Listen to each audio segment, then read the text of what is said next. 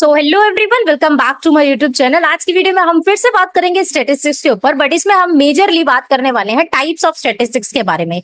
दो टाइप की स्टैटिस्टिक्स होती है, पहली डिस्क्रिप्टिव, दूसरी इन्फरेंशियल। इन्हीं के बारे में आज हम डिस्कस करेंगे। तो लास्ट वीडियो में हमने जाना कि स्टैटिस्टिक्स होती क्या है, तो हमें पता चला कि स्टैटिस्टिक्स का मतलब यह है कि डेटा के अंदर अभी क्या चल रहा है इस चीज को जानना। स्टैटिस्टिक्स हमारी मदद करती है ताकि हम डेटा को अच्छे से अंडरस्टैंड कर सकें। सबसे पहला मेन रीजन तो हमारा स्टैटिस्टिक्स से रिलेटेड है अंडरस्टैंडिंग का, क्योंकि वो हमें मदद करती है, राइट। सेकेंड चीज जो है, हम उससे क्या कर सकते हैं, हम डिसीजंस बना सकते हैं। तो जब हमें डिसीजंस बनाने होते हैं तब भी हमें स्टैटिस्टिक्स की जरूरत होती है। उसके बाद थर्ड जो चीज होती है वो होती है कम्युनिकेट करना। जो भी मैंने इनसाइट्स लिए हैं उनको कम्युनिकेट करना, उनको अपनी टीम तक क्लियरली विद प्रूफ लेके जाना, इसमें भी हमारी स्टैटिस्टिक्स ही हेल्प करती है। तो कम्युनिकेट करने में भी हमारा स्टैटिस्टिक्स का ही रोल होता है। उसके बाद अगर मैं बात करूं तो कम्युनिकेट करने के लिए मैं क्या क्या चीजें यूज करती हूँ। कम्युनिकेट करने के लिए मैं यूज करती हूँ ग्राफ्स।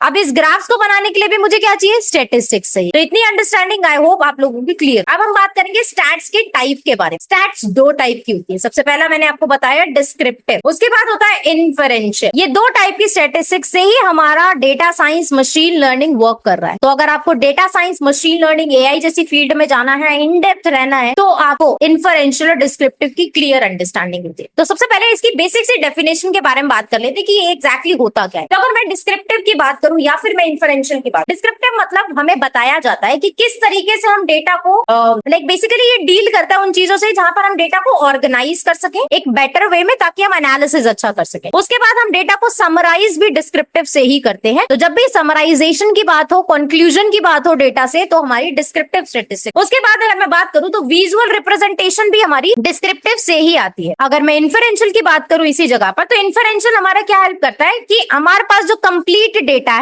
उस कंप्लीट डेटा में से सैंपल ऑफ डेटा लेकर, इन्फरेंशियल कहां वर्क करता है, सैंपल ऑफ डेटा लेकर उससे हमें प्रिडिक्शन बनाने में हेल्प करता है। मेन चीज कि प्रिडिक्शन करना या फिर कोई चीज एस्टिमेट करना।